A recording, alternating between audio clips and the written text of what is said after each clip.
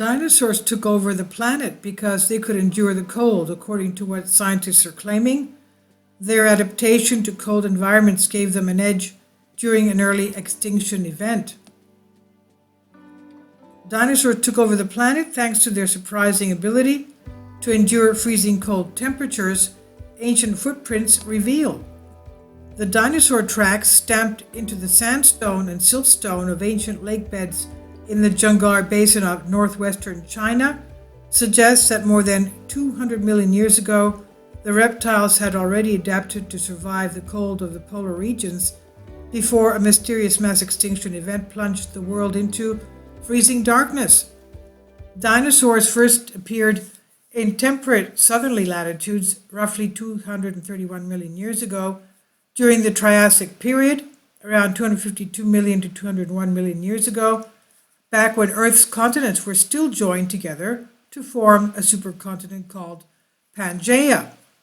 But around 214 million years ago, dinosaurs had spread northwards towards the Arctic regions, but they still remained a minor group compared to other species on Earth, such as the ancestors of modern crocodiles that ruled over the tropics and subtropics, scientists reported in a new study.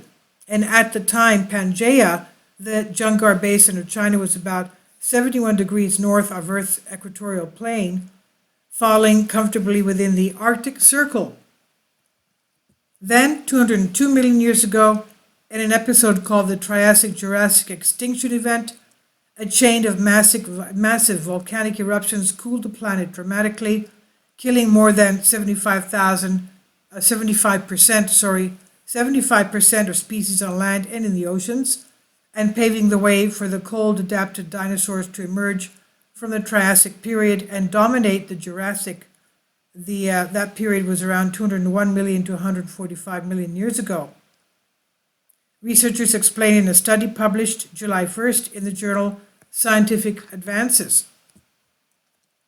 Dinosaurs were there during the Triassic under the radar all the time. This is what lead author Paul Olson, professor of biology and paleoenvironment at Columbia University's Columbia Climate School, New York City, said. He said the key to their eventual dominance was very simple. They were fundamentally cold-adapted animals. When it got cold everywhere, they were ready, and other animals were not ready. Footprints in the basin in China, imprinted along the shorelines of shallow lakes that were once there, confirmed the presence of dinosaurs in the freezing region.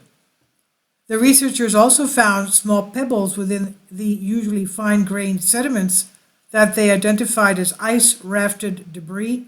This is rock material that winter ice sheets had carried from the shore out to the middle of the lake, depositing them when the sheets melted in the summer. This shows that these areas froze regularly and the dinosaurs did just fine. This is what study co-author Dennis Kent said. He's a adjunct senior researcher, scientist, and geologist at Columbia University's Lamont Doherty Earth Observatory. So all this evidence suggests that dinosaurs did not just survive the freezing weather, they thrived in it, leaving them well placed to become the undisputed rulers of the planet by the end of the Triassic. But how did they do this? Prior research has suggested that many dinosaur groups were warm-blooded and had high metabolisms, and a growing body of evidence hints that many non-avian dinosaurs had a special kind of insulation that their cold-blooded crocodilian cousins lacked. In other words, feathers.